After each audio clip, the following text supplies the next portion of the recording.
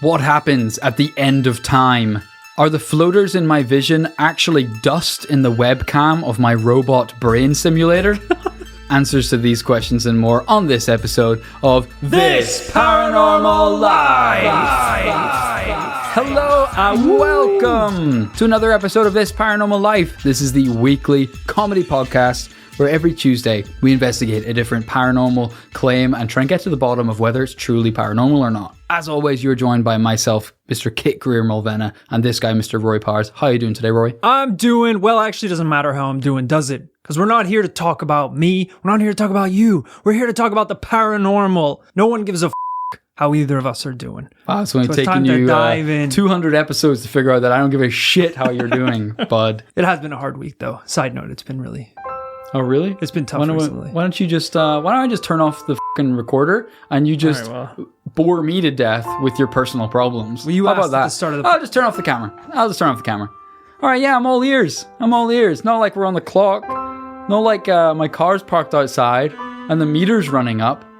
Is it? Not like I've already got 3 tickets on that thing. You should, I mean... Can I borrow some change, by the way? You should because move the car, the meter has run out.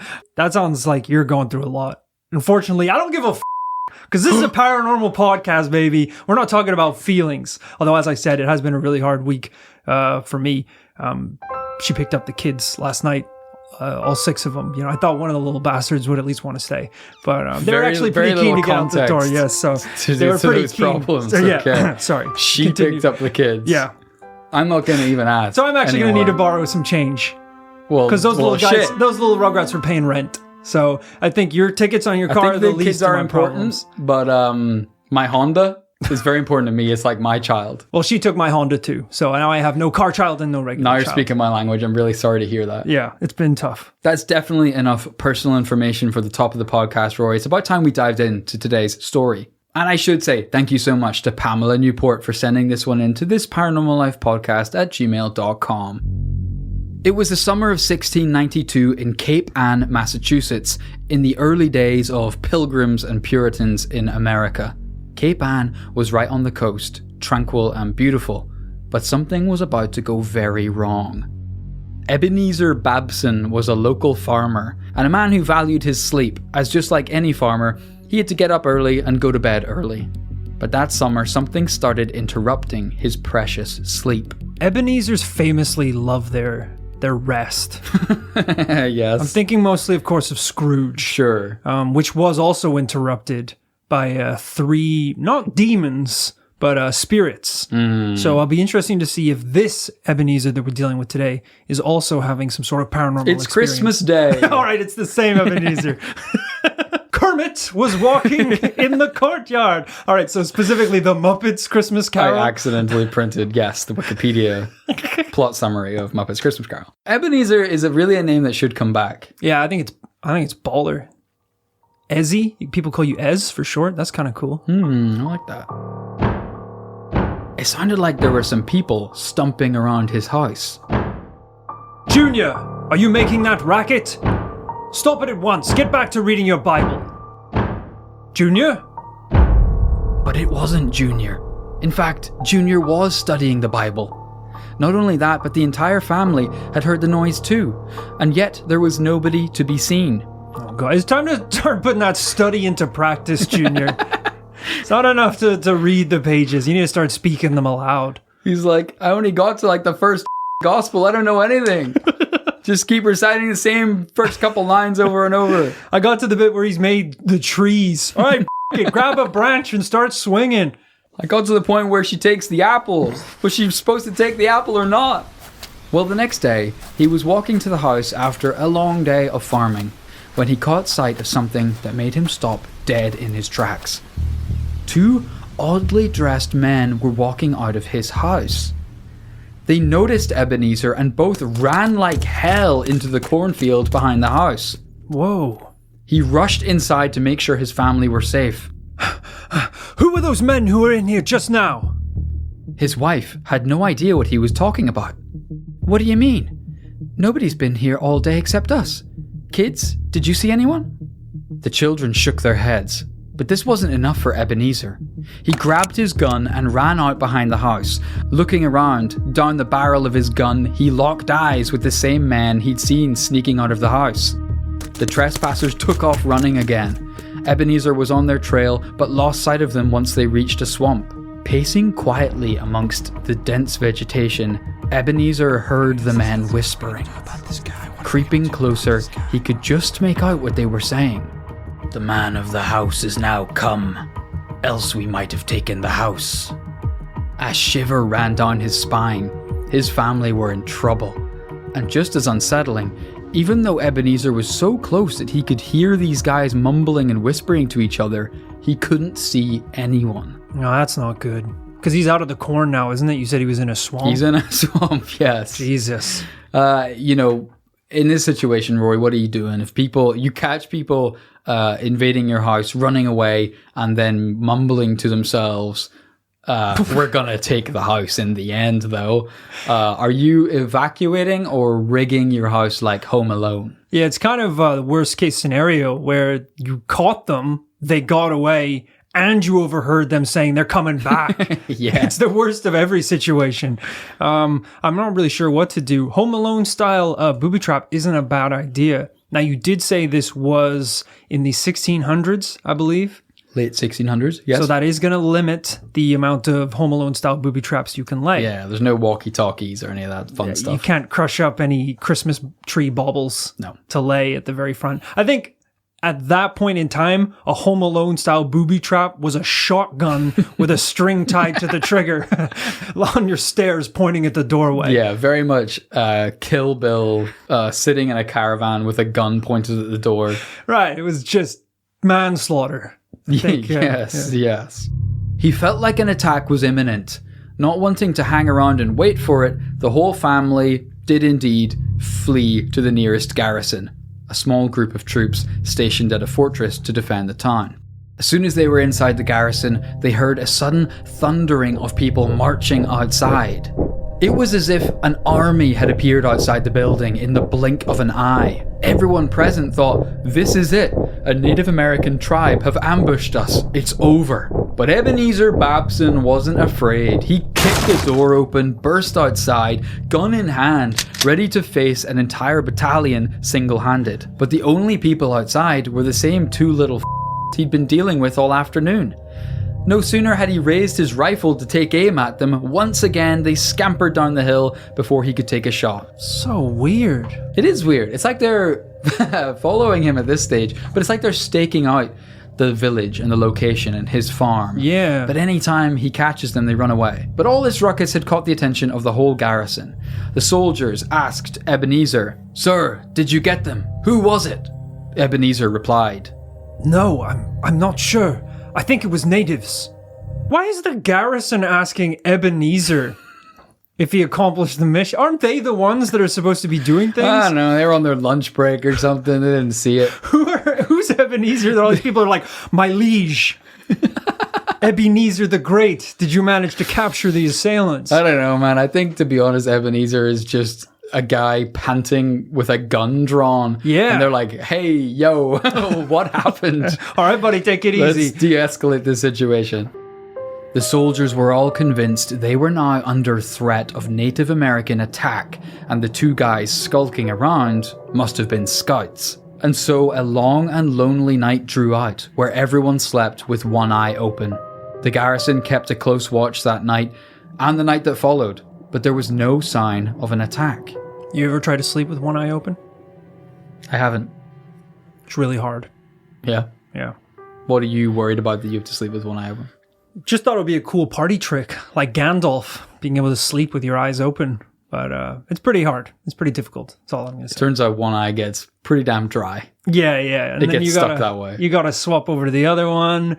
I can only sleep for like 30 seconds max. I ended up being pretty tired. I slept through the next day, both eyes closed. Got mugged. I was so tired that the next day it created a perfect opportunity for the villain to strike. Yeah. 3 days later, Ebenezer was out patrolling his property, still feeling suspicious and on edge, when just then another two men appeared. Ebenezer thought they must be Frenchmen because they carried shiny silver weapons that looked a bit like what French Canadian soldiers used. Expecting them to run away, he yelled and raised his gun. Hey! But instead, the two heads cocked in his direction, eyes fixated on Ebenezer. They started walking, then running towards him. Whoa.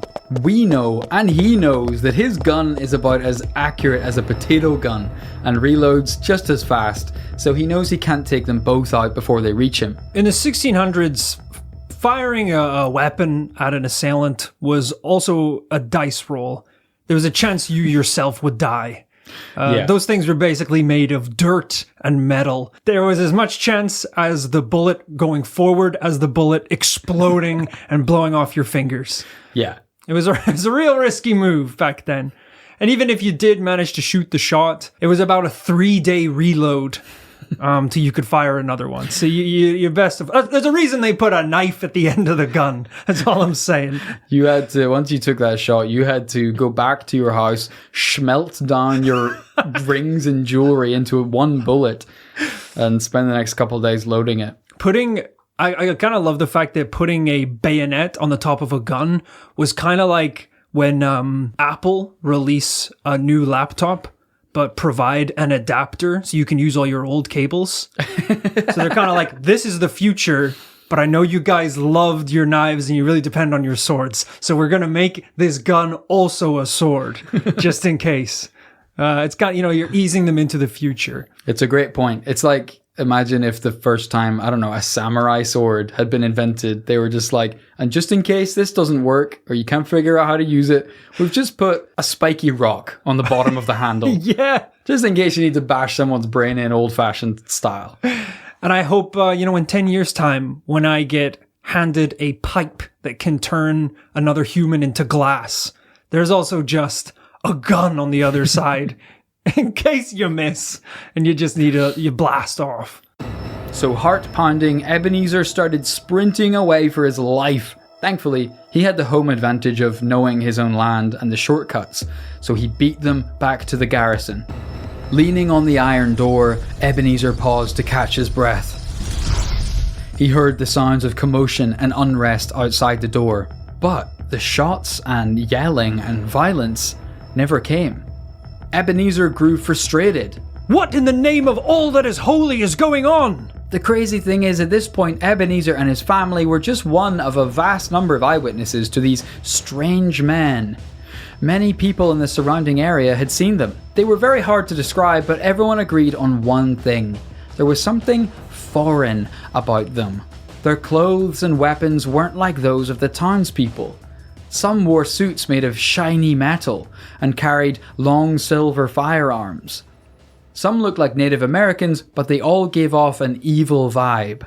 Some witnesses weren't even sure they were human. But one eyewitness account was most worrying of all. One villager watched the men run through the forest and some soft mud, but noticed they didn't leave a single footprint. Oh boy. At this point, you're wishing you stayed in England, aren't you? Everyone was up for sailing for months, fighting Native Americans, building towns from the ground up in the hopes for a better life.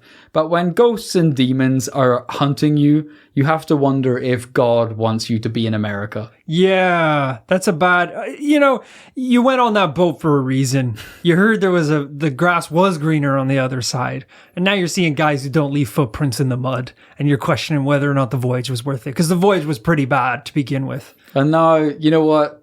The taxes that you got to pay to the king and all that bullshit is starting to sound pretty much fine. What is the drinking water situation in this town? Is it swamp water by any chance? I mean, it's 1692, so it's basically smart water. It's pretty sophisticated stuff. What are you inferring? That there is a mass hallucination going on? I'm just saying there's a lot of people claiming to see some pretty strange things. Okay. Well, noted. The strange figures kept appearing for days on end. Just a glimpse here, a flash out of the corner of your eye there. You just blink while you're drinking your swamp water and you just see them in front of your very eyes. All right, that might be a product of the swamp water. They're everywhere. By the well at the swamp, by the store selling swamp water. You could be sitting there gulping down a delicious glass of swamp water, and next thing you know, they're right beside you. You could be sipping on a swamp espresso with the swamp bucks, and he could be sitting right beside you. You could be in line with Shrek himself, trying to get the fresh, creamy, delicious swamp mud. They were ever present and ever circling the garrison. Now Ebenezer is a man on the edge. He's rattled. He's drinking coffee after coffee, then whiskey, then more coffee, staring out into the forest, his finger resting on the trigger day and night. Are they just kind of living at the garrison now? Is that the idea?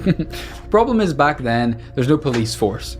Right. So you can't call anyone to help you. So what you got to do is, in effect, sleep at the police station, aka the garrison. Yeah, I've done that many times myself. Behind the bars, not necessarily voluntarily. So after a heavy night in the swamp water, you blink and wake up wearing stripy pajamas. Thanks for letting me crash here tonight, Officer Thompson. We arrested you. You're in prison. I honestly feel a lot safer. I'll pay you back one of these days, pal. You're a good friend. You're getting executed tomorrow. You know that, right? I was wondering why this meal was so good. Yeah, me spitting out my KFC chicken bucket banquet. What? This is why you gave me the chicken? Now that Ebenezer was a man on the edge, it meant that one night, with his friend keeping watch by his side, when 3 of these mysterious men did walk out of the forest towards him, he couldn't tell if it was the whiskey or the coffee. But judging by his friend's reaction, he wasn't imagining it. They were really coming this time. They grabbed their rifles and didn't hesitate for a second before unloading on them.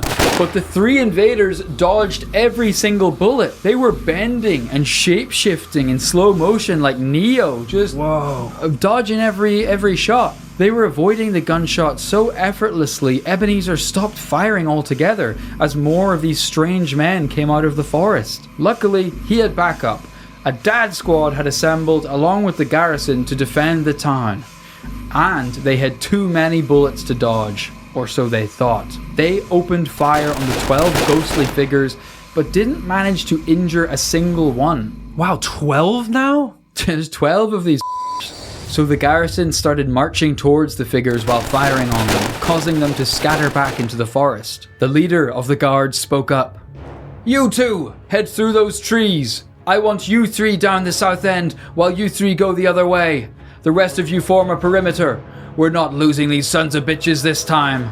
Ebenezer's group followed their orders and stalked the enemy. When they spotted a couple of stragglers, he opened fire.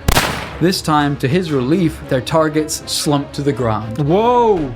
I think you hit the wrong people there, buddy, by the sounds of it. But seconds later, he and his soldiers couldn't believe their eyes. The dead slowly began twisting and rising from the ground until they were upright and started laughing. Oh my god. Ebenezer cried out loud, "These are surely devils disguised as men!" Before anyone could respond, one of the 3 invaders sent a shot their way. Ebenezer felt the bullet rush past his face before it embedded in the tree behind him. He quickly plucked it from the bark with his knife before escaping. But the battle wasn't over. The game of cat and mouse continued long into the night. Finally, at the climax of the battle, the garrison had one of the bastards cornered. They unloaded their guns at point-blank range and watched the body fall to the ground. But when the smoke cleared, the body was gone. This is kind of the problem with 1600s is the gunfire is the only option they really have. Mm-hmm. You know, it's the only resort. And even when it doesn't work, your other options are more gunfire. It's been proven to really gunfire or cannon fire. Yeah, which is just a big gun, really. Or set fire to the whole forest. Yeah, all of them are terrible options. But maybe even the fire would be a better one. You do make a good point though earlier. Like, we can't be sure that they didn't all just shoot a blank and it all went up in smoke and the guy ran away. Very confusing though picture because, like you say, this is somewhat tempting to just... I'm not going to beat around the bush. We've covered many stories in the past that have turned out to be mass hallucinations. Well, we've built up a bit of a reputation for this kind of story. You could say we're hallucinating ourselves, thinking we could get away with covering that many cases. And yet, Ebenezer felt a bullet rush past his face and embed into the bark of a tree. Now that's true. If you get some physical evidence from these encounters, then you're onto something there for real. Interestingly, when Ebenezer later evaluated this bullet he picked out of the tree, he found it was a long, pointed silver bullet, very much unlike the type that he was using at the time, or they were using at the time, which was more like a short, stubby, round thing. Right. But still very physical, which is interesting. Yes. It wasn't translucent and glowing green or something like that. It wasn't radioactive. It would be more telling if a Star Wars-esque blaster had gone past his head. Right. Morale had sunk to below zero. The men were tired to the point of exhaustion. Night after... They've done so little! They've done so little to solve this problem! They've been awake for days on end, one eye open. Yeah, sure, it doesn't really work, so then they get tired and they fall asleep for a week at a time. They're exhausted. I love it's like these men show up, they fire from the garrison. They show up the next day, they fire from the garrison. The next day, they chase him from the garrison. And one dude is just like, I am so tired of this! Can someone get me a swamp espresso? I'm so tired. I think the swamp water is making you tired. They've not only done so little physical activity, but they've also done so little to comprehend, understand, or properly counter this threat. What are you supposed to do if you're being hunted? Like, anytime... Are they though? Anytime you watch a movie about, like olden times, Game of Thrones times, when they would siege a castle or a garrison, the whole point is you are starving them. By sieging the town, you're cutting off their food supply, cutting off their sleep. They're spending day and night worrying that war is on their doorstep, whereas the person doing the sieging is kind of in control of the whole situation. That's true. You got them trapped up against there. But usually in those situations, like Game of Thrones, you're dealing with an army of White Walkers, frostbitten skeleton men that have roamed the entire earth. This is just two guys. No, sorry. There was 12 of them at last count. At least a dozen. Just kind of walking around, looking funny. Well, they shot Ebenezer. All right, yeah. Well, it's the 1600s. That's how you say hello. How you doing? It's a friendly warning shot. How do you do? Doing fine. I'm just saying. I feel like they haven't really exhausted all their options. Because their only option what are is their gunfire. options? I don't know. You said there was a Bible at the start of the story. Maybe you should get Junior like involved. If I came in here and was like Rory, I need you to call me an ambulance. Someone broke my leg with a baseball bat on the way over here. You'd be like, I really feel like you didn't exhaust all your options before getting attacked with a baseball bat. There's a lot of other things you could do. Have you tried stretching? Have you tried a nutrient-rich diet to help those broken legs? I will say, it's easy for me to sit here with my little city boy, my comfy city boy life. I'm not in the garrison being haunted by swamp people. So it's easy for me to say that I would do things a little differently. So I can admit that. I'm excited to see where this goes and if they do find a better way to kind of counter this paranormal threat. I mean, they broke into his house and then he followed them and they said, as soon as his back is turned, we're going to break in again. Pretty up. Also not very ghostly. There's something weird about thinking that a ghost has to make a plan. Yeah. I don't know why that's why such a human thing. They don't just do what they want. Yeah. Yeah. Like it's weird to think that if you have a haunted house, in between the moments where the ghost shows up, the ghost is somewhere else being like, I say we get there about 8:30, 9, and I'll go downstairs and I'll make some noises and just throw cans of beans at the walls. They don't have that thought. They don't plan. It's just what the ghost is and does, They're not just like... Yeah, they're like an animal. They don't, as far as we're aware, they don't think about the plan. Yeah. It's like, imagine them sitting down at a desk and being like, so last time I was there, I said, I'll never leave you alone. But I'm thinking maybe this time I'll say, you'll never escape. Because that sounds a little more creepy. And there's like other ghosts being like, I like that second one. I like that second one. Let's keep workshopping it though. Dracula just pacing around his castle being like, so when she shows me her neck, I'll say, you look so ravishing. Or is that coming on a bit too strong?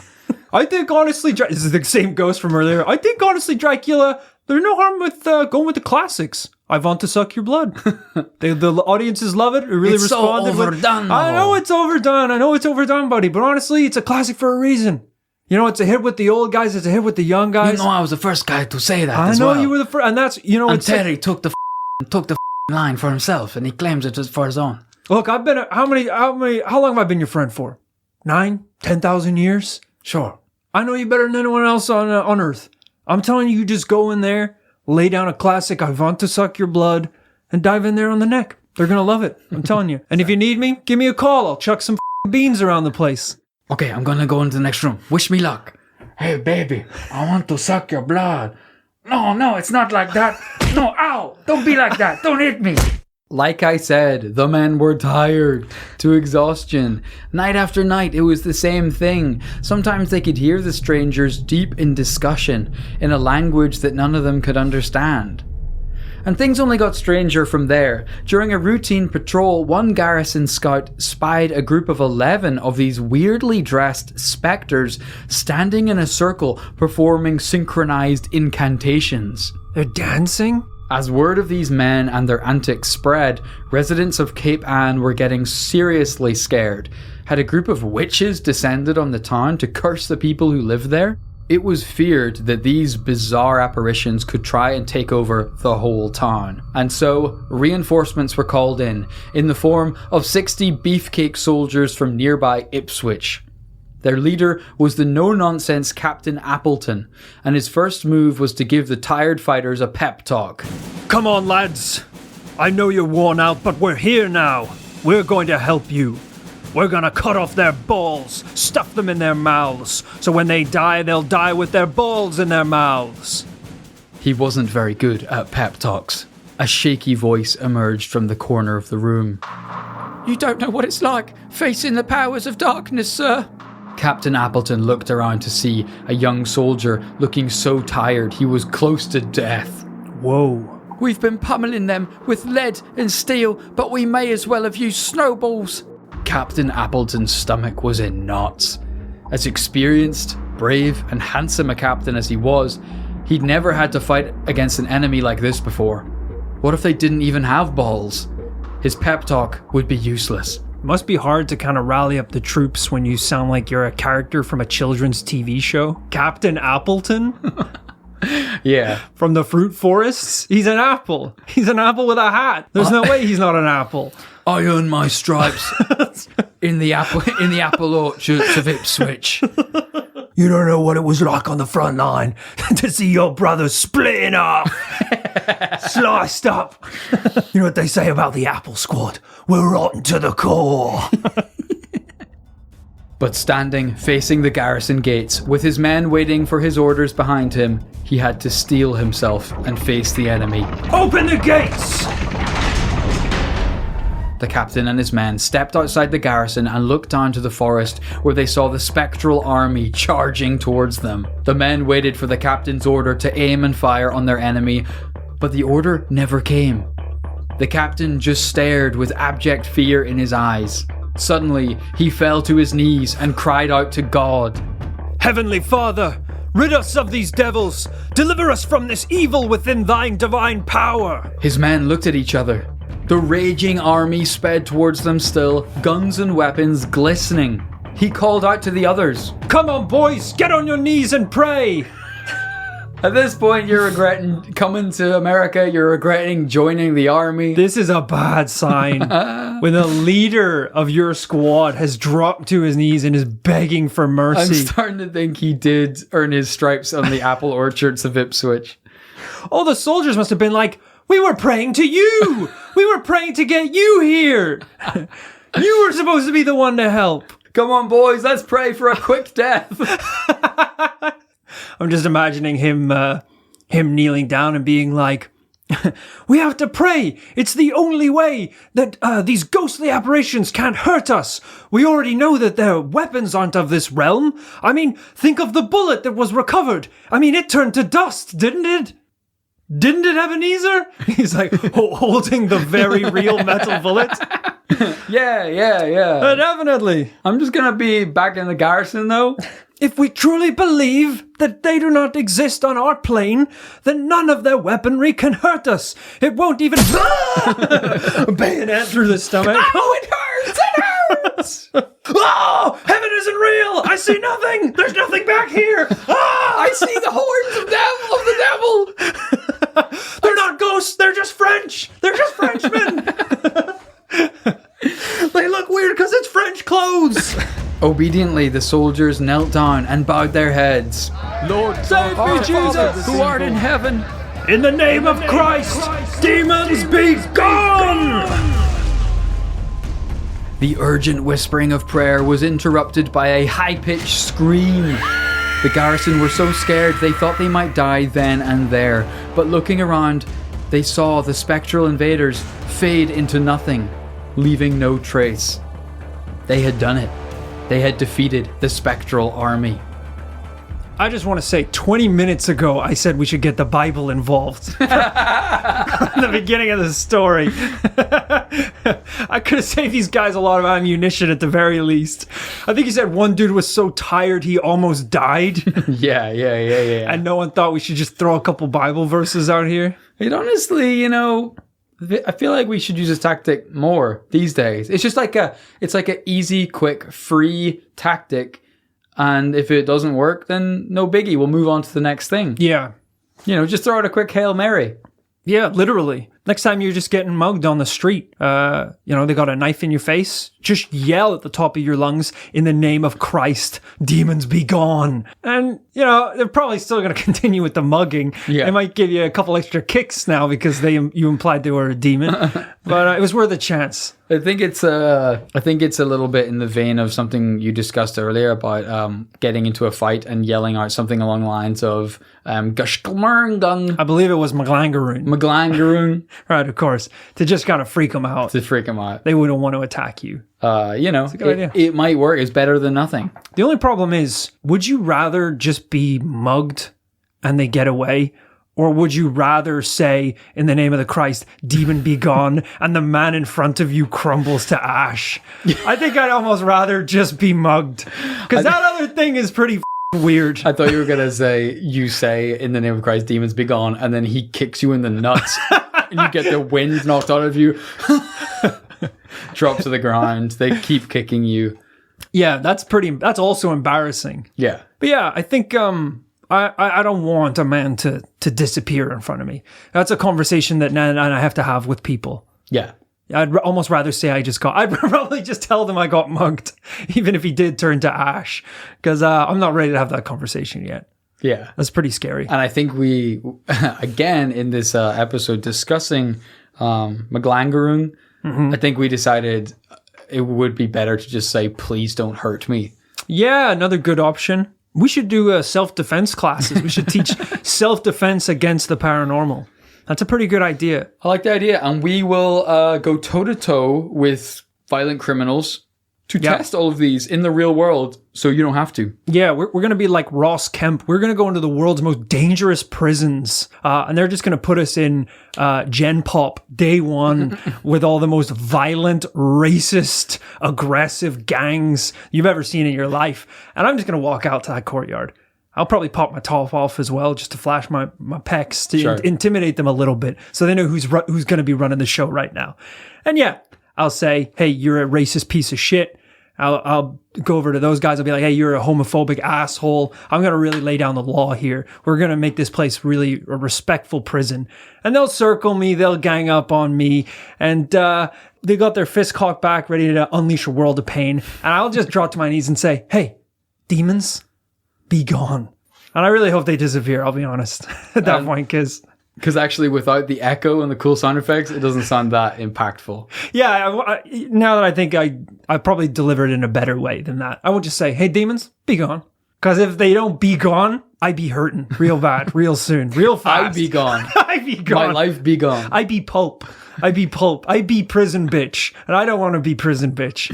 I actually would like to... those gangs are actually looking pretty accommodating now, if it means I don't get pummeled. But again, if they did turn to dust, I belong in a different prison then, because I just turned a bunch of men into ash. So that's something else to think about.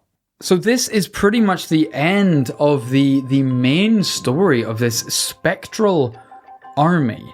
I will point out that this whole thing happened over 300 years ago, so somewhat understandably, there is a couple of different endings to this story. Right. This is the most popular, where they defeat the army with prayers. But in some versions, the captain shot at the Spectre army with a single silver bullet, which scared them away for good, and they disappeared. But in all versions, however it happens, the Spectre Leaguers, as they came to be known, disappeared instantly and were never seen again. So we clearly have some questions to answer. What were these ghostly soldiers? Well, there's always the chance that they were Frenchmen and Native Americans, just real human beings. We do know that both of those groups were still present at this point in time in North America. The Spectre Leaguers, they did speak a foreign language, which of course could just be French or a native language. Yeah, we're talking 1600s here, folks. This is the peak of not only racism, but ignorance towards any other culture or civilization, to the point where, seeing someone from one of these different backgrounds would be like seeing something from another planet, another realm. If they don't wear any of the clothes that you would wear, if they don't look like you look like, if they are using weapons that are pretty unorthodox, to a very sheltered, uneducated, poorly traveled person, this could seem otherworldly. Yes. You could definitely understand that in the case of the local Native Americans, a completely alien culture to these Europeans or first generation United States of Americans. Harder to explain with the Frenchmen. I mean, even these Americans and English people presumably would have heard French before. Yeah, you would have thought so. At the same time, whilst it seems mad, such cases of mistaken identity really did happen back then. Like in the 1800s, when the British people of Hartlepool hung what they thought was a Frenchman who washed ashore and later turned out to be a monkey. What? That's so offensive. In Hartlepool, a ship washed up and the locals dragged this French soldier into the town square and hung him. And then later they figured out it was actually a monkey in military costume. I have so many questions. This was supposed to be the answer section of the podcast. This raises so many questions. Apparently this is a really, really well-known story. Like apparently to this day, like in Hartlepool, it's like kind of a joke. They'll like, I think there's even like football teams will have like a hanging monkey on like on their jersey. I refuse to believe they genuinely thought that was a human being. Monkeys are small. Monkeys aren't even like. If it was they're dumb and they're not well traveled and they don't know what a Frenchman looks like. But they know what a human looks like. Frenchmen, though. Even if this was a silverback gorilla, at least they could be like, okay, this Frenchman is jacked. He is massive. We need to hang him before he comes to. But like a 4-foot monkey, he has a tail. He has a tail. He's swinging from the ship's ropes. Why was he also in a military garb? I'm starting to think they put him in the military uniform and claimed he was a Frenchman. This is like this is a local law enforcement who have done very little to prove their worth over the last couple of years. And they're like, we need something. People are starting to realize we sit on our ass all day. It's like, what if we hang a monkey in the square and tell everyone that it's French? It's like, yeah, sure, why not? People are racist enough. Their hatred for French people will overwrite their hatred towards us. So, that's fine, I guess. It's true. The enemy of our enemy is our friend, even if that enemy is a monkey. You know, the monkey's standing there, noose around the neck. They drop the floor beneath him. He climbs the rope. He's swinging from the rafters. And like, all right, he's pretty good at this shit. He's pretty strong and nimble. Those Frenchmen are actually pretty fucking wily. I know we had to give him a French uniform, but we shouldn't have given him that bayonet because it looks like he's starting to use it with his tail. He's taking pot shots. The town is under siege by the monk. To the garrison! Everyone to the garrison! He's swinging the noose. He gets the mayor on the neck. Oh, God. I guess the point of what I'm saying is that when people get excited, especially back in the 1600s, they make mistakes. It's true. But none of this fully explains the range of phenomena experienced, does it? Humans still leave footprints. They stay down when you shoot them, and they can't just vanish into thin air. Which leads us to the weirder explanations. Most of the works that describe this event say that they were devils, which I guess means demons. Were demons walking the earth in human form? Had they maybe possessed some stray Native Americans or French Canadians? Maybe that's why they looked like French or Native Americans.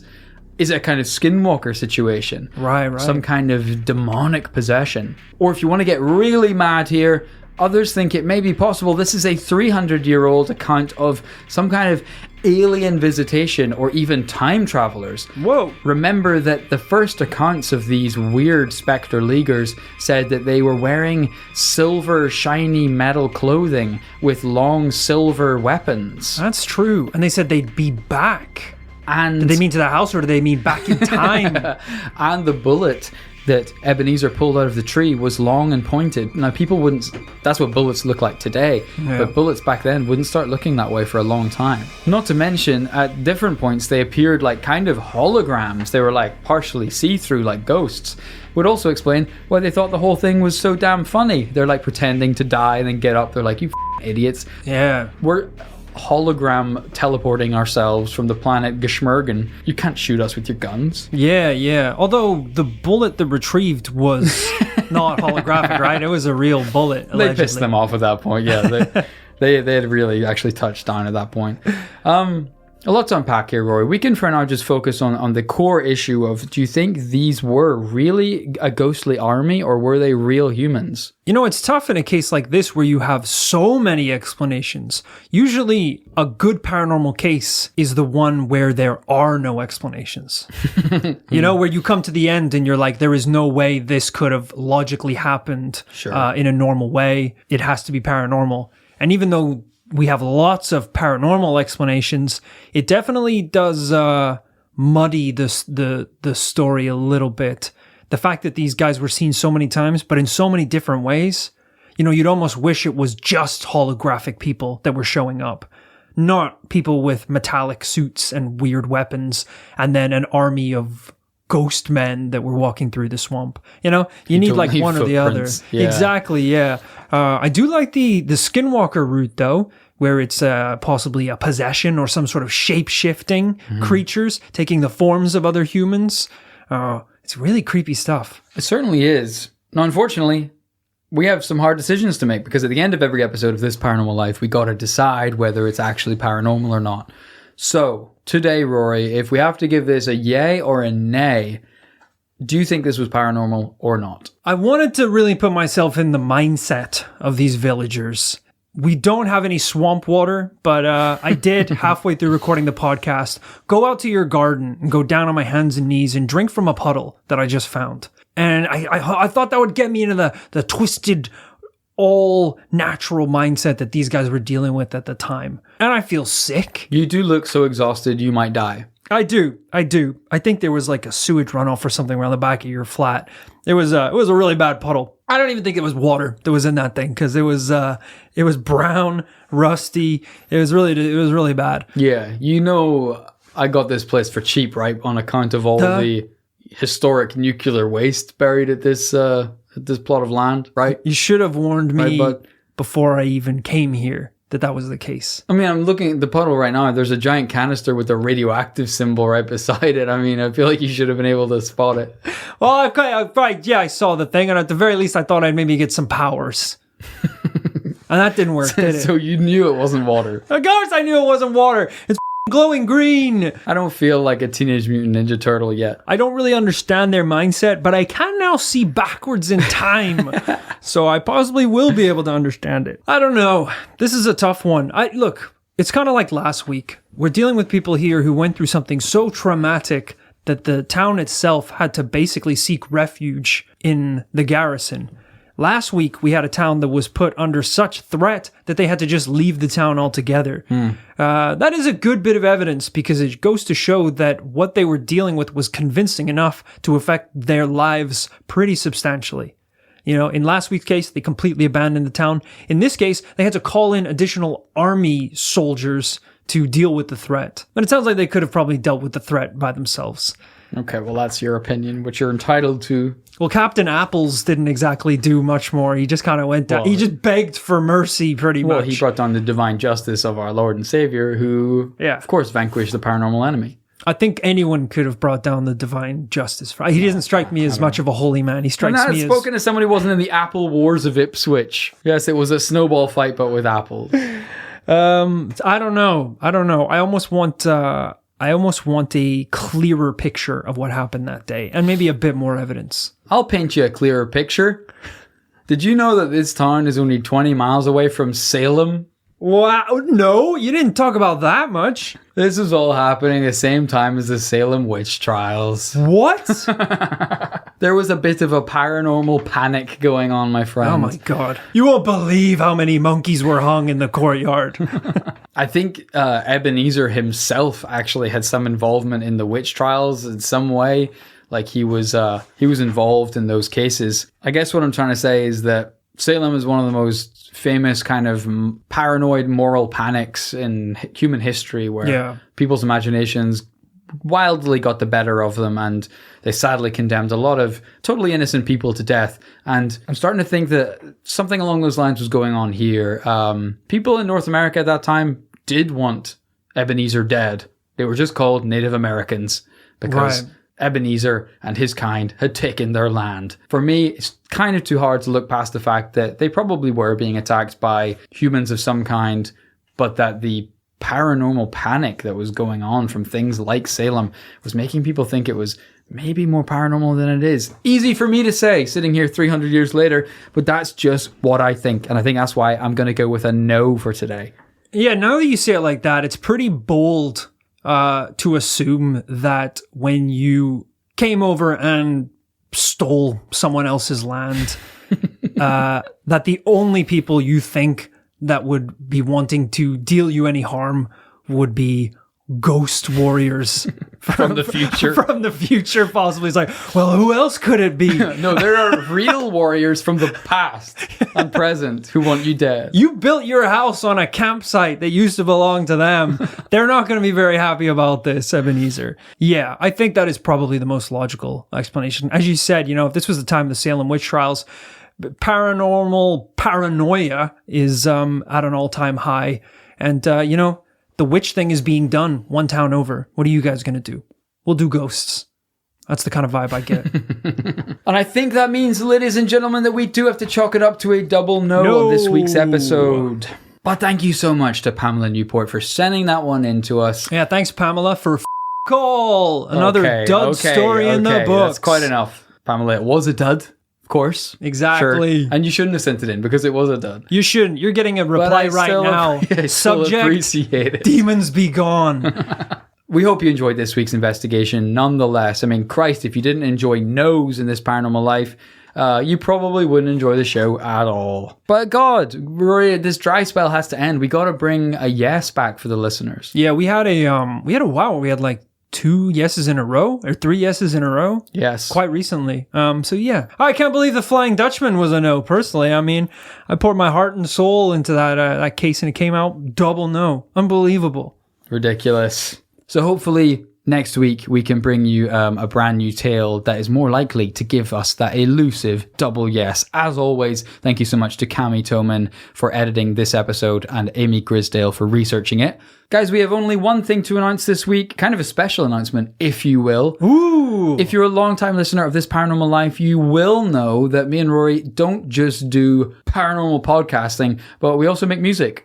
And we've been making music for quite a long time. And it's been awesome to share that with you over the last couple of years occasionally. And we found that some of you have really enjoyed it. The announcement is that we've got a brand new single that we're extremely proud of coming out in just over a week at this point on 26th of March. So next Friday at the time of this being released. Kit, how can I make sure that I don't miss this new song? I'm glad you asked, Rory, because in the description of this podcast, we've placed a pre-save link. If you follow that thing, it's got links to Apple Music, Spotify, Tidal, anywhere you could possibly need. And it pre-saves the single so that on release day, you don't have to do a thing. It turns up in your music library and you can listen to it right away.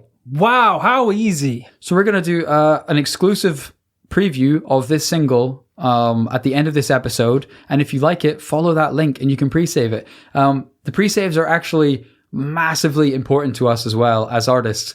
It's kind of the way these streaming platforms work these days, is Spotify and so on can see how many people have pre-saved it, and that really massively determines the success of the song. So if you want to support us and support the podcast this week, this is kind of an awesome way of doing it. Hit that pre-save link, follow us on Spotify or wherever you get your music, and check out the single when it comes out next Friday. And that's what we're going to play you out with. Rory, do you want to introduce it? This track is called Keep Running, and it's coming out 26th of March. Remember to check it out in the links below. Let me come home, it's getting dark now, but I'm still on. I'm starting to roam, can you hear me at all? And I'm trying to say goodbye, 'cause I can't lie, it's time to leave. You can throw me away, take a piece of what I was so they can see what I could be. I'm gonna stand on the tabletop, get loud till they come shut me down, knock on till I gotta stop. But I'm glad I spoke at all, shout out from the tabletop.